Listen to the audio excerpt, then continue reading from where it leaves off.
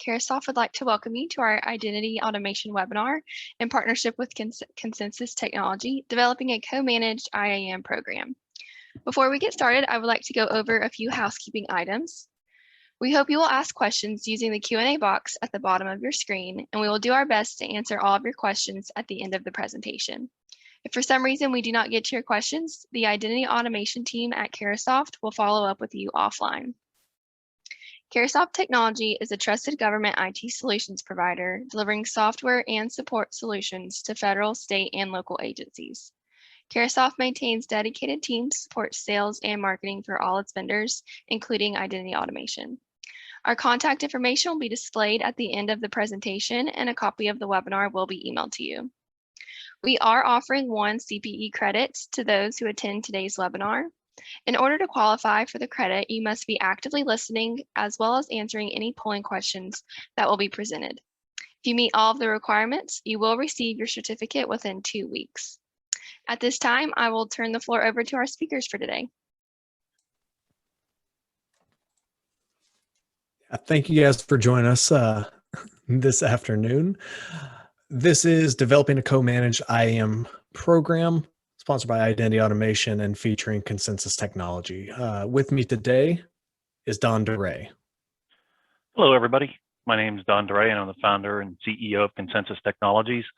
And I'm really excited to be here today. You know, I've been doing higher ed for over almost 30 years, Carter. Went to college. Well, it has been 30 years since I went to college in 1990.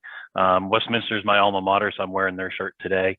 And when my first job out of college was working for Westminster College, and you know I spent a lot of really good years there. And then you know the first thing I did was go out and get a big job at a software company at Novell of all places. And the first gig they ever sent me on was University of Pittsburgh. And you know what it was? Identity and access management. So that was in around 2000. So I've been doing this for a very long time. So you know I'm a proud alum. I'm a proud former employee, and now I'm finally a proud dad. My son is going to RMU in the fall here, so I got the hat here over the weekend. So higher ed has been in my blood for a very long time. Identity and access management's been in my wheelhouse for a very long time. So I'm excited here to talk about it today, and I see some of our customers on already today. So I'm glad that and welcome to some of you. Get people here that know Concensus and know me for a very long time. So let's get started, Carter. Yeah, Don, it always blows my mind whenever you drop that number of almost 30 years in the industry, because every time I always think that you're like 35 and you were just like that prodigious child. But at the age of 5, you were like, no, I get this. Let's keep moving. So I will be joining Don today on this journey. My name is Carter Dunbar. I'm the Director of Product Marketing for Identity Automation. I have significantly less than 30 years in the industry. So I have been doing, for the past 6 or 7 years, IAM implementations. Before that, I was a high school teacher and moved into the private sector, focused specifically on education. So K through 20, understanding the different elements of IAM, what that means. Initially working for a consulting firm, doing exactly what we're going to be talking about today, which is developing programs with people, regardless of what technology they were using. And today I'm working with Identity Automation as one of the vendors providing the solutions that people like Don are able to leverage whenever they're working in the higher ed space to develop holistic IAM programs for universities and colleges across the country. So we're excited to get talking to you guys today. The agenda, what we're going to go through, there is a Lord of the Rings theme. So when we thought, who is our audience, we thought IT folk, and naturally the conversation lent itself to Lord of the Rings for where Don and I were taking this. So we just decided to jump on it and run with it because also if you're going to get 1 CPE credit, you might as well have something that's not just boring as all get out. So what we're going to be talking about today is looking at that journey of what you guys are going on and the analogs that are along the way. So first, we're going to be defeating the dragon. How do we get started and what does that look like? Why do you need a Gandalf in your fellowship? And then what does the actual fellowship look like? How do we get from start to finish? And is there a finish? So first thing we want to touch on, we should have a poll question getting propped up here shortly. There it is. So for those of you that have gone through IAM projects before, what has been the biggest obstacle that you faced in the implementation? Is it your data or process issues? Was there lack of alignment across the various departments? Was it cost or competing interests? So maybe you thought about implementing an IAM solution, building out and undertaking a project, and you turned away for one of these reasons as well. But that leads us really into our first topic. So, Don, when we're looking at the journey, the majority of people who responded, 50% said it was the data or the process issues that kept them from being successful or was the biggest obstacle they had to overcome, with 25% saying lack of alignment and 25% saying cost and competing interests. So all of those are issues, and all of those are issues that the attendees have dealt with. Don, when we're looking at starting this journey, the success rate has gotten better over the past 5 years. But I remember when I broke into the industry, there was a staggering number that like half of IAM projects were seen as failures at the end of it. And it blew my mind when I was trying to understand why these all failed. So from your experience, from what you've seen, how is it that you have been so successful with Concensus technology in helping these higher ed institutions be successful in taking on their IAM projects? Yeah, well, Carter, thank you. It's really the number 2 bullet item that we have here. It's because they're seen as a project and not a program. One of the things that you mentioned earlier, when you jump into an IDM project, there's might be a reason why we're jumping into that project. That project could be because we need to implement single sign-on. Somebody says, "Hey, we need to do single sign-on. We have too many passwords." Somebody else may say, "Our data is really bad. We need to get everybody logged in. We're not getting our people logged in. They don't have access to those things." So they kind of fail to consider the whole picture of what's going on, and then they jump in. It's kind of like doing the polar bear plunge, right? On January 1st, you jump in, you don't really know how cold it is until you get into the water, and then you have to get out of that water. Using our Lord of the Rings analogy, you may get to that treasure, you may implement single sign-on, and you may think that you're done there, but what you've done is you've actually caused some big issues further down the road. We've had a lot of people just try to implement single sign-on and then try to implement Office 365 afterwards, and then they fail to realize what happens with the immutable ID. So there's these little gotchas that are always there because then single sign-on is going to fail with Office 365 if you don't have the immutable ID correct, synchronized with your Active Directory, et cetera. So they'll fail to do that. But really, the things that I see the most, these days is the change to people. Over the last year, everybody's had a huge change in the way we operate day to day, and we've had to kind of change on turn on a dime to get to be able to to continue to do the things that we do today. But really, it's when you fail to consider the people and the process and the technology when you jump into one of these projects and fail to plan it out properly, you don't get the right people involved. You don't have the right group of people to the table. You might get a piece of technology implemented, but you're not really solving the big complex problems. You really need that roadmap to complete the identity lifecycle. If you don't go through and understand that I need to create users, I need to modify the users, I need to move the users when they're promoted from one to the other, and also roles in higher ed. The big difference between higher ed and K-12 is the roles. We could talk all day about this, but you can be so many roles in higher ed. You can be a student, you can be a staff, you can be a professor emeritus. You have all these different complex roles, and if you don't take those all into account, you may provision somebody one day one way and then turn around and change them back to a student because they might be a staff member, and you really need to take that into account. Plus, we also see all these different applications that are used, whether they're on-premise or in the cloud, and they all need to be taken a look at. And when you implement something in the identity lifecycle, you typically implement first the student information system, you'll implement your directory service and your email service. Well, sometimes in higher ed, there's 2 email services that we have to take into account. They're using Google in one program, they're using Office 365 in another. The LMS needs to be taken care of for the people that are remote.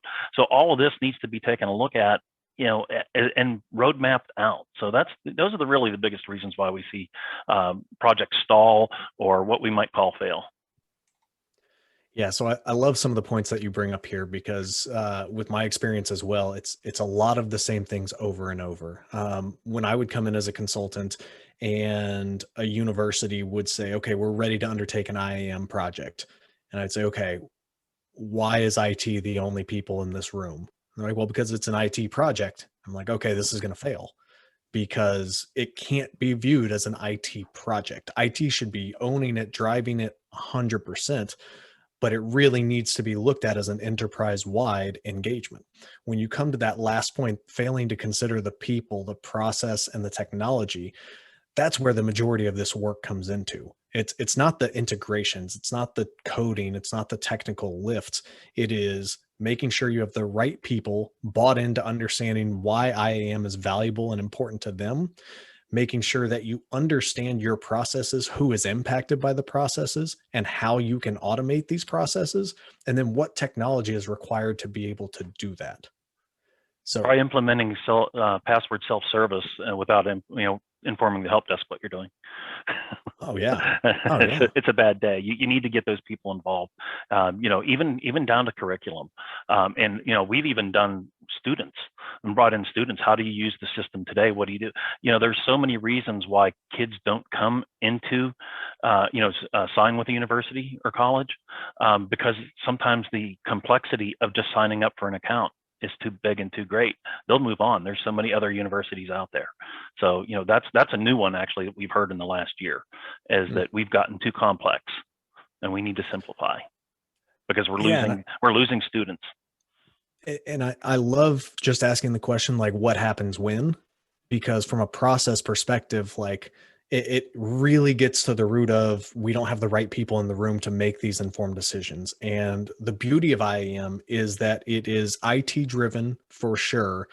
But when it's implemented correctly, it not only automates your processes, but it empowers your end users and your individual business owners and application owners to have more agency and control over their own access. And understanding the difference between a birthright and an exception handling case. So you may ask somebody, what type of accounts does a student need? And they'll be like, oh, we need this, this, this, and this. And it's like, does every student need that? Well, no. These types of students would need this. These types of students would need this, but some of them might also need this. It's like, okay, who makes those decisions? Right. And really getting into the root of the people, the process, and the technology is, from what I've seen and from what I've heard from you, is really the crux of why IAM projects can go awry. Right. They don't encompass everything that they need to talk. They need. It is so big and so depth. You can't finish this in a 6 to 8 week project. It's too big. Yeah.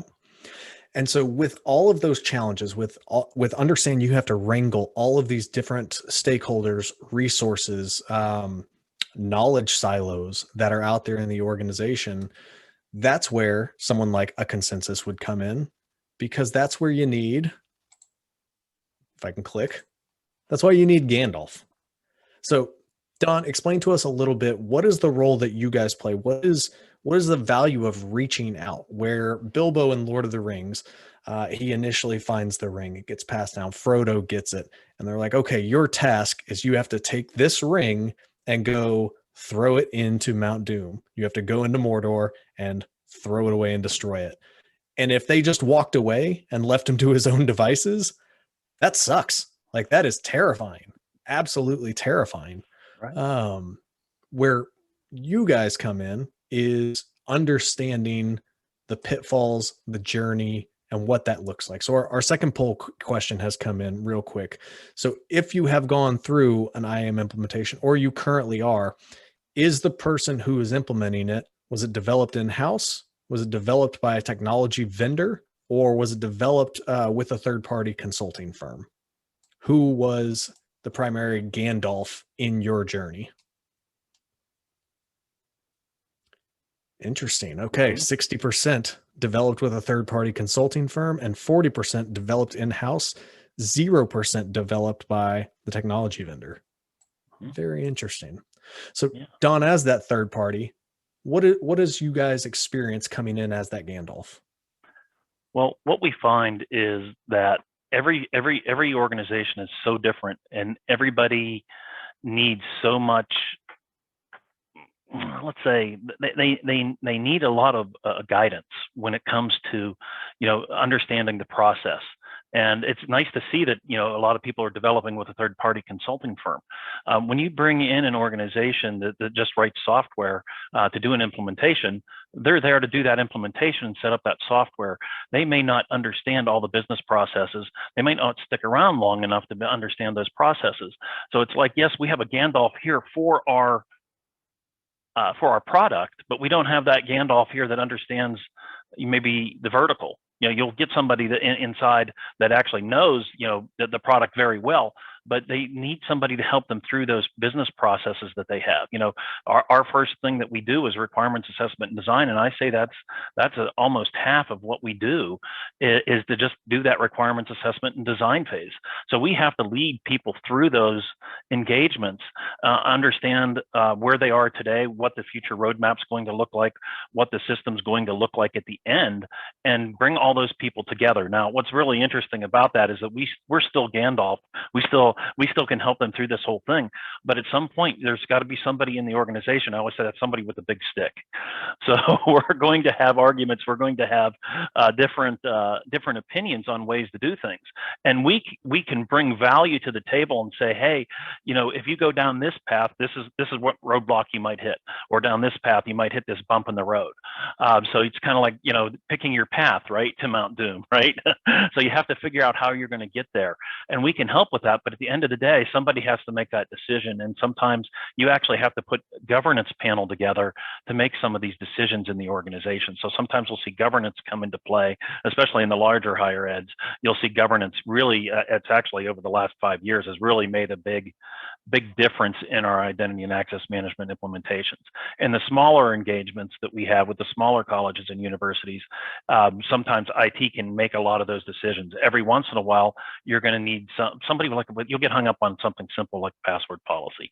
How are we going to set an initial password for somebody, coming in, whether it's a staff member, whether it's going to be a third-party contractor, et cetera. We want to handle all those different things.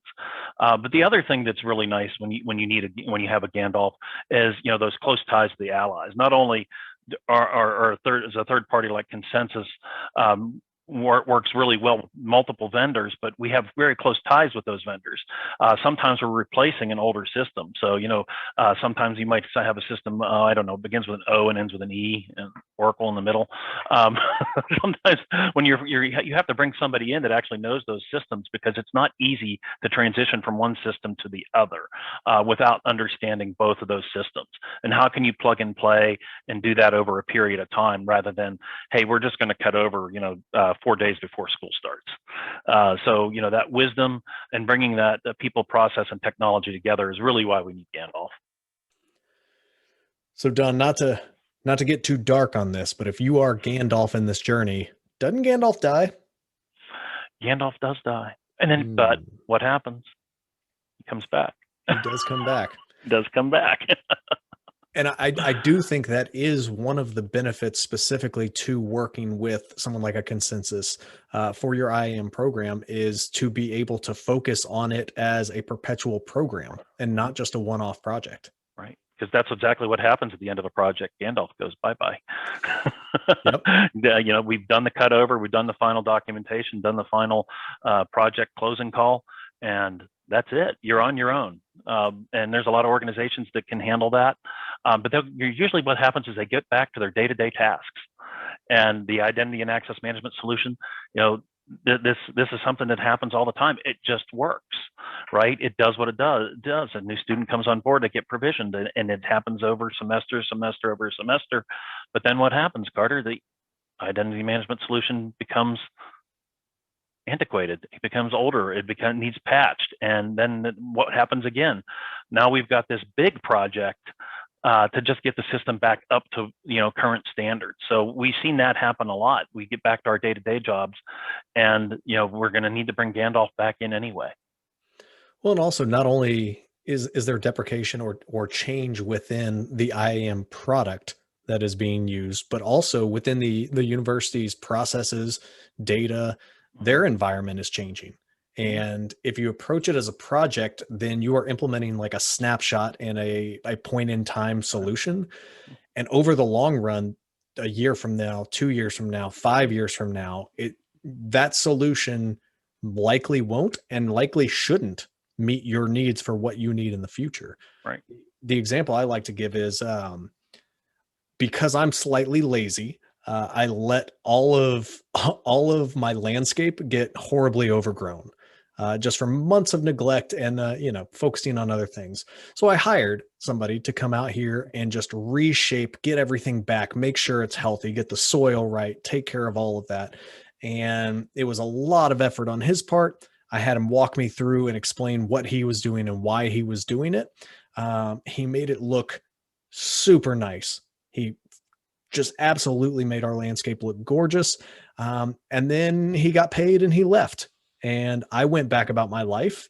And 6 months later, I looked back out there and it was starting to get overgrown. Some of them were dying a little bit. And I was like, wait, how often was I supposed to water this and how much?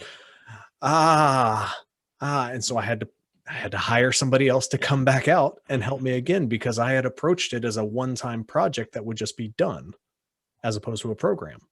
Yep.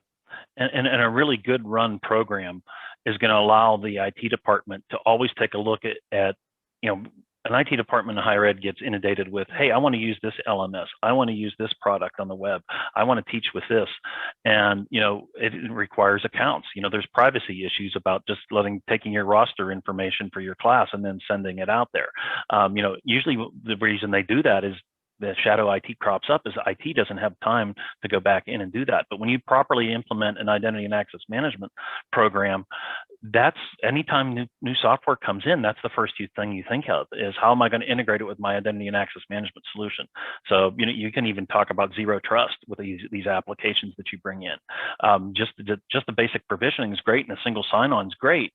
And if you can bring it all together and even do analytics and prove the worth that's within the product, that's a big thing that we're starting to see coming up with identity and access management. And Gartner talked about it 2 years ago when I was at Gartner, that AI is starting to come in. So if you don't have this data, you don't have this information and tie all these things together, the systems that are coming out in the future here you're not going to be prepared for them because they're going to start to make decisions for you. And if you feed something bad data, what happens? You have bad decisions. So it is best to get that stuff under control today and get these applications connected in with your central system.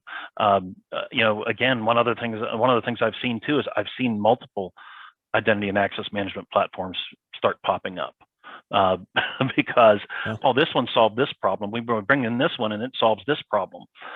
So everybody starts piling on that one and then, let's just shut down the other one. Well, shutting down the other one, that one's actually the one that provisions all the accounts all the way through. The other one just does that just-in-time provisioning, which drives me crazy, just-in-time provisioning. So I need to log into Salesforce. First time it creates that account. Doesn't do anything. It doesn't put me in the right groups or anything. It allows me to log in and use the product. But then when I leave the organization, it never really cleans itself up. And now there's licensing fees. So you can actually create a big mess, by trying to implement two different products when what we try to guide customers to do is find one product that's going to fit all the needs and handle that identity management lifecycle. And I'm glad we didn't put that in this deck, Garter, because we'd be here for 4 hours because I love the lifecycle. You bring up a really good point though, which is the procurement aspect. You were talking about software onboarding, evaluation, and how that impacts the other business units within the institution, for lack of a better term, the other departments and the other functions that are out there. IAM can play a central component in your software evaluation and procurement, whether or not that has anything to do with the technical integration. But having the Gandalf, having somebody who can help you understand these are the types of things that you're going to need to think through and the things that you're going to need to plan for. An example I like to think of is I implement my IAM solution, but I also have my SIM tool running separately for cybersecurity. Wait, those can talk? Those can integrate? just being able to have somebody help me understand the potential, the possibilities, and things that I've already paid for that I'm not leveraging to their full potential is incredibly valuable in this journey. Absolutely. So we've got our Gandalf. We've identified what our roadblocks to success are. Last question. We're getting to the fellowship, the actual implementation, and the key persona that we want to talk about is the primary engineer. So before we jump into this slide, the poll question is the person who implemented your IAM solution an internal resource, a third-party resource, or no longer in the picture, be that internal or third party? Proverbial hit by the bus. Exactly.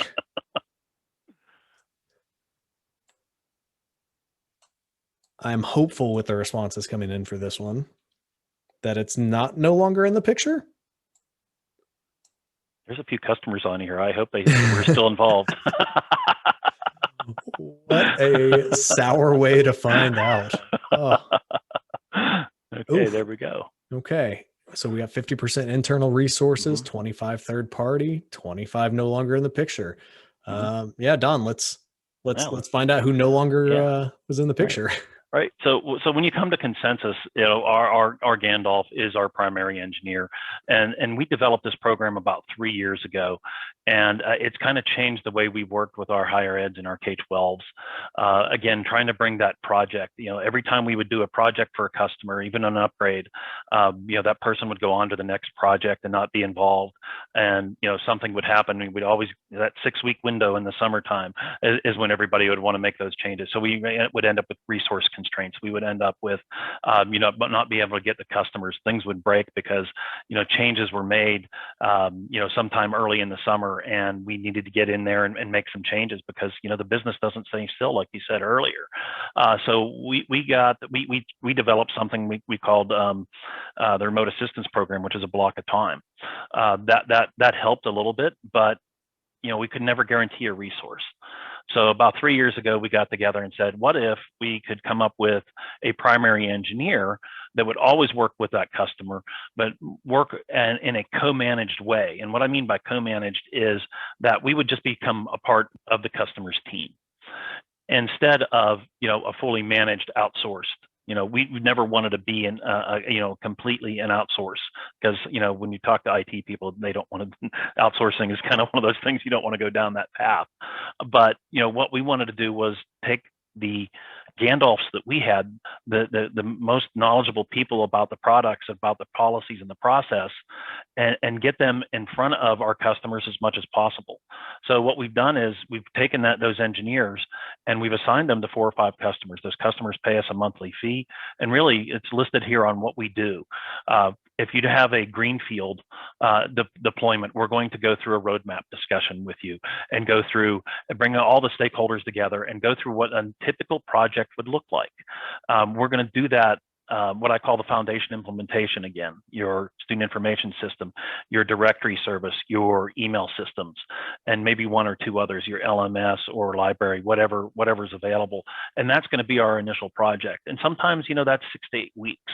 But in higher ed, what we find, especially when we're doing things like Banner and some of the other student information systems out there, what we really need to do is we need to have a role mapping discussion. Again, we always get hung up on the different roles that people have within the higher ed organization and how we're going to handle that. We can't determine that usually in just a finite small window. Requirements assessment and design usually is a 2-week project, and the decisions just can't get made in that time frame. Or, we need to talk to the Banner people. The Banner people are working on projects right now, so we have to coincide our project with that.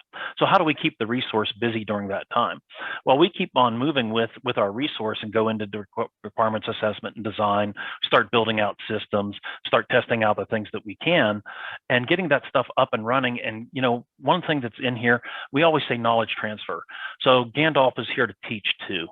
We're not just there to do the implementation. We're there to teach everybody in the department what's coming, how it's going to work, and do all those little things that are going to make that deployment and that go live, successful.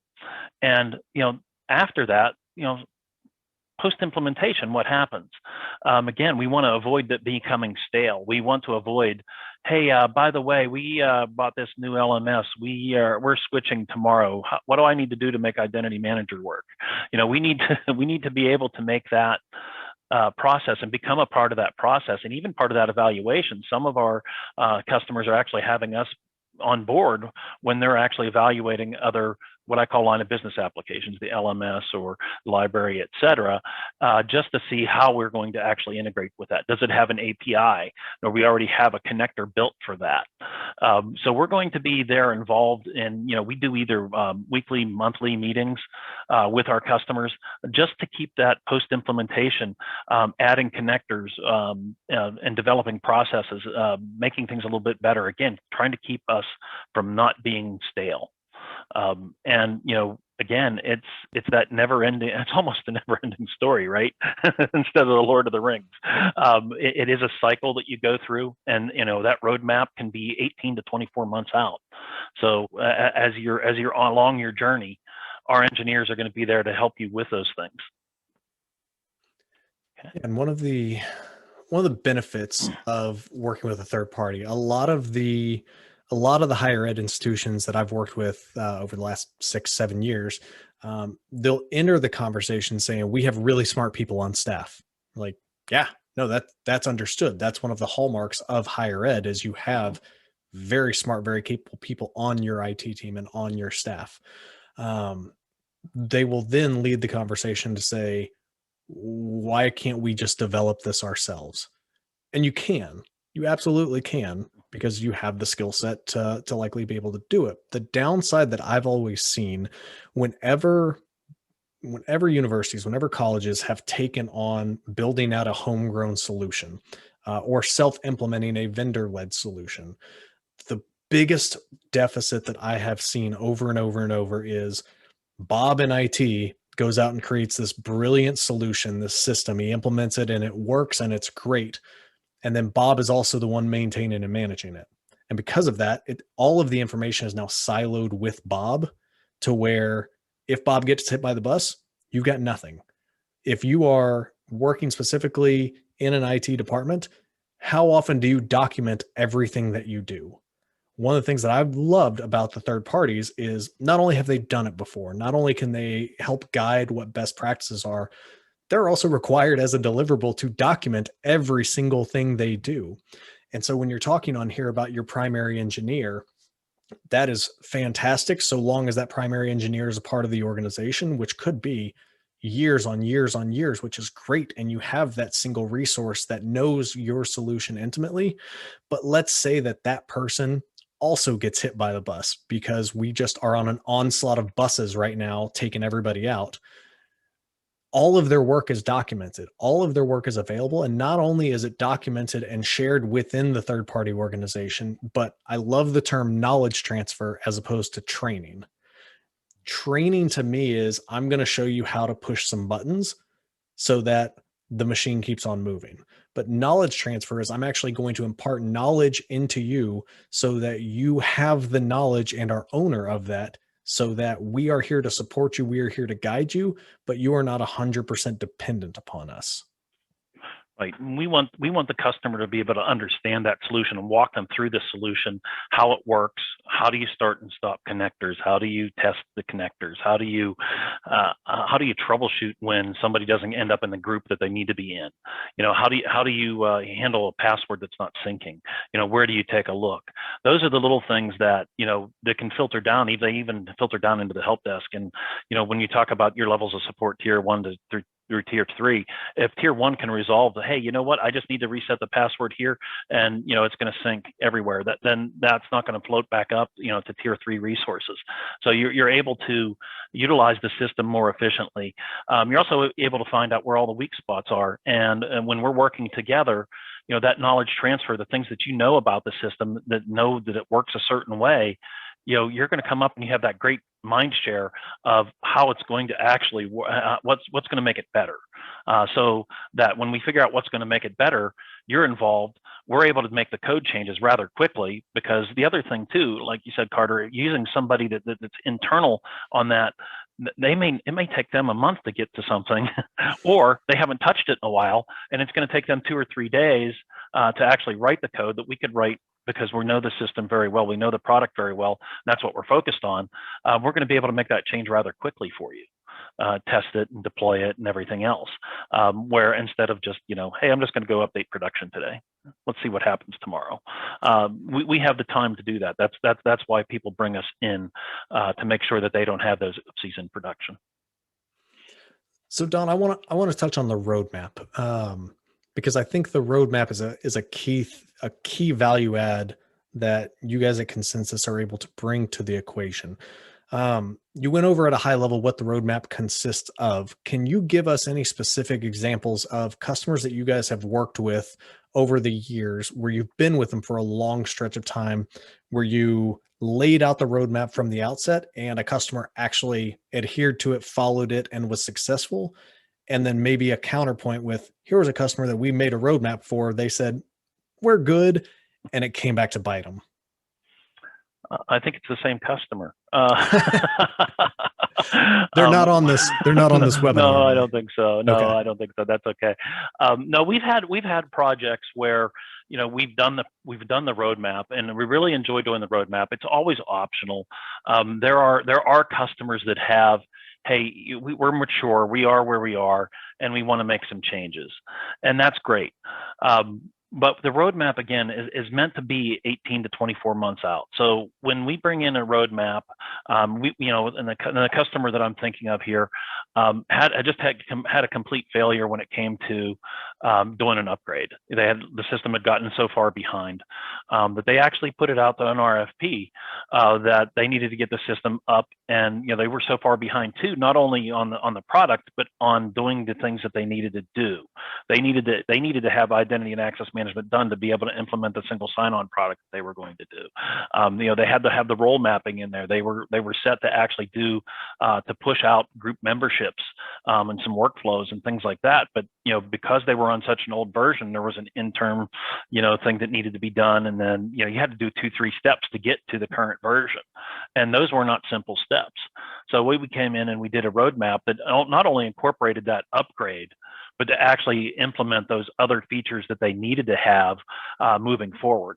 So when we did that, we did that actually as projects back then because we weren't on the primary engineer program.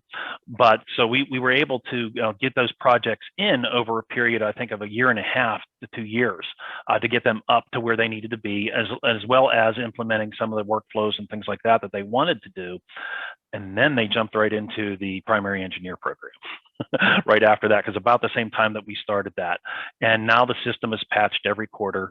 Everything's kept up to date. Anytime there's a new workflow that needs to be written, we write the workflow for them. And it's like a well-oiled machine. They have a requirement. We have an engineer. We do the development and testing. Boom, it gets put into production. So now it's a well-oiled machine. They're probably due for another roadmap. You just gave me a sales thing to do. But where are you going to take that? Because when you have a system that's been in place for many years, you want to take a look at all the other applications, the line of business applications that you have, to see if you can fit them in. Sometimes you don't think about that. What are you going to do with rostering? I know rostering is not exactly the same in higher ed as it is in K-12, but there's that whole period of drop add and everything else that needs to get taken care of. We do have some customers in higher ed. They have Canvas. We've done a lot of work with Canvas and Blackboard, where we actually use the identity and access management system to sync the roster information, the drop ads and things like that into courses. And whether that just means that they're groups that are provisioned out into Google for, just mailing distribution lists to make the professor's life easier, or whether that's actually, actually inside of the student information, the LMS that they use to teach every semester. So that they don't have to add people or remove people on their own. It's actually automatically already done for them. You'll see higher engagement when that stuff's automated for your professors. If you have to give them another task to do, rostering everybody into the application, they're likely not to use it. in that case. So again, the roadmap really helps us, plot the path to get there. And we have done customers. We're actually taking over a customer with identity automation. The customer just signed. We did the roadmap already for them. They're moving off of that big Oracle implementation that's kind of failed before it started because it was just implementing one thing. When you get down into one thing, oh man, they didn't do the roadmap, so they didn't realize that if I change this, it affects this. So you have to start and go back. So, going back and asking for the money to start a project again and replace the product to do that, because, if you're going to do Oracle, you better have the staff, you better have the the capabilities to do that development and things like that. So, use the right tool, so sometimes you have to go back and start over again. And a roadmap can actually come before the product as well. Yeah, and shameless plug, if you use Rapid Identity by Identity Automation, you can do both IAM and your rostering. Just wanted to shamelessly drop that out there. Organically came up, not planned. There you go. But yeah, it's one of the benefits that you talked about with the primary engineer, going back month over month over month to make the patches, the updates, the additional workflows, connectors, any of those tweaks. When you're using the same engineer over and over and you're building that relationship, they essentially become an extension of your team, which is incredibly valuable as opposed to having to call up and ramp somebody up to get them to understand what your solution is, what your environment looks like, what the politics are, all of that. Yep. So I love what you guys do with the primary engineer program. Mm-hmm. And you shamelessly plugged, and there's my cat. She don't knock the door open. But you led right into enter the fellowship. That's exactly what happens when the engineer becomes a part of your team. You become a fellowship. You become a well-oiled machine, to get those things done. And not only that, you're working with the different departments. So you're bringing in people with different backgrounds, different strengths, different roles. And if it's a program, there is no finish. It just continues to go around like a circle or like a ring. Like a ring, if you will. There you go. So that's the high level understanding of really why we approach IAM projects and programs the way that we do, and why we at Identity Automation feel so strongly about our partners like Concensus and the value that they are able to provide within the process. It's not just about the technology. You have your people, your process, and your technology. So you do want to pick the right vendor and you do want to pick the right tool. But the people in the process is 2/3 of what's out there. It's more than just the technology, and having somebody like a Concensus be able to guide you along that journey is incredibly valuable. So Don, coming away from this webinar, what do you want people to understand about the Concensus and Identity Automation approach to identity and access management? Well, it's the best of both worlds, right? When we combine the two, again, the people in the process, which we're going to help with, and the technology, you're going to have a better return on your investment, rather than just going out doing everybody has to do an RFP at some point to do that, and we're more than happy to be a part of those. But really, what you're looking for is this combination of the right people and the right technology, and merging those two together to make sure that you can have a program and not just a failed project. Yeah, and I think one of the key differentiators for higher ed that needs to be taken into consideration is when you're looking at Concensus, when you're looking at Identity Automation, these are two companies that from the onset of the companies have been education focused. So from an Identity Automation perspective, our product was built with education in mind. And from a Concensus perspective, if you're going to hire that consulting firm, if you're going to hire that expert to come in and help you along the way, having IAM expertise is very important, but at the same time, having knowledge of the higher education space. IAM in higher ed is not the same as in the commercial space or in fintech or in any of these other industries. Knowing the workflows, knowing the use cases, knowing the politics and how to navigate them inside and out, that's really where I see just a ton of value from higher ed orgs working directly with Concensus and being successful. So we'll open it up at this point. Caroline, do we have any questions from the audience? Yes, there were a couple that came through. The first one is a roadmap necessary? We already have some things in place. Well, I can take that one. There's those P's, right? That come up all the time. Proper planning prevents poor performance, I think, is one of them, and that's something I've known since I was a kid. But the roadmap, it is optional. We don't make everybody go down that place, especially if you're in that journey and you're looking at another product to either integrate with that product or maybe even to replace that. I suggest you do the roadmap. We're going to help you from start to finish of figuring out where you're going to be 18 months from now, and that's key. You're spending a lot of money to implement something, to implement a product. Hopefully it's identity automation, and and we're gonna be able to help get you there with that roadmap. Great, thank you. And I see there are a couple more questions that we have here, but do want to just remind everybody, if you have more, the Q&A box is at the bottom of your screen. So for the next question we have, we are a small college and cost is always a factor. Can we afford a co-managed implementation? Great question. The co-managed, we have different levels of co-management within, you get the same type of resource, but it really comes down to how much time and effort your resource is going to require. So we scale our cost for our engineer, and even on an implementation year, we'll have a cost for the implementation year of X, and then the second and third year or fourth or fifth year, we know we're not going to be doing that full-blown implementation. We're going to ramp back that cost. So typically what we see is if you were going to do a project, and the way we kind of scope these out is if we know the project would typically take, if everything was perfect, it's going to take 6 to 8 weeks, you're going to see a similar type cost, maybe a couple more weeks added on to that. And then you're going to see that as a monthly fee. So when we do it as a monthly fee, two things happen. It's going to spread over, likely two, unless you do it July 1st, your engineer is going to spread over 2 of your budget cycles. We do that a lot, where it can spread over there. So the first year that implementation, which is always higher, it is going to be spread out over 2 budget cycles. So you know what that's going to be. And it's a fixed monthly fee. It never changes, whether we work 10 hours that month or 100 hours that month, it's never going to change. And then, like I said, in the subsequent years, we don't charge that same price every year. We scale it back. So it really just depends on your organization and what we're implementing that first year. We can also split things out. If we do the roadmap up front, we know what we can afford this year. We'll spread that out and do that.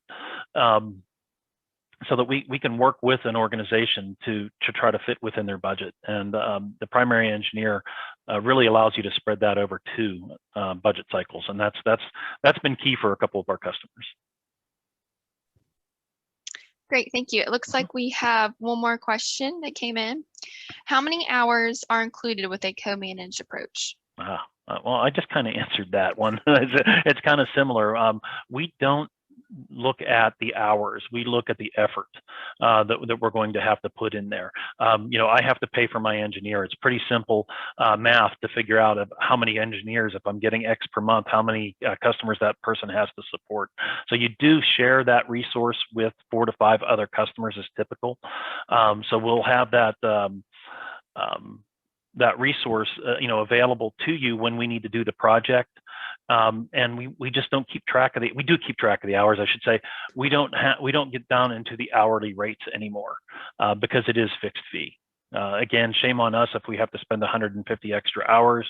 But really what we want at the end of the day is a happy customer, somebody who's successful. Part of our core value is to make other people successful, and that's what we're there to do. Yeah, Don, it makes me think about, I use a home warranty on my property and paid $50 a month. And the first 6 months I had it, I was like, nothing's breaking. Why am I paying this money? And then the water heater blew and it cost me $50 to get a brand new water heater. And I was like, oh, that's why. Worth it. Yep. Awesome. Awesome. Thank you, Carter and Dawn. I believe that's all the questions we have today. Do you have any closing remarks before we close out today's session? Closing remarks. So- Thank everybody for coming, obviously. And Carter, this has been great. I enjoy these a lot. We have to do one of these every month. Likewise. Different theme. Yeah. So if anybody is interested in what you've been hearing about today and would like to get some more information, reach out to Don at Concensus. So that's don.duray@consensus.com. He's absolutely the right point of contact for you to reach out to find out more about how Concensus can help you in a co-managed IAM program. And if you're evaluating products and vendors for an IAM solution, he can help you understand whether identity automation is the right fit for you or not. We hope the answer is yes. We feel confident the answer is yes. But one of the good things about Don and Concensus is they're not beholden to any vendor. They work with multiple vendors and they will help you find the right one that is the right fit for your needs. Great. Thank you again, Carter and Dawn, for your time today. I'd also like to thank our participants. We hope the information you received during this webinar has been helpful to you and your organization. As a reminder, everyone will receive a recording of the presentation in a follow-up email. And for those who met the CPE requirements today, you will receive your certificate of completion within 2 weeks. If you have any further questions, please don't hesitate to call or email us. Thank you all and have a wonderful rest of your day. Thanks, everybody. Thank you all.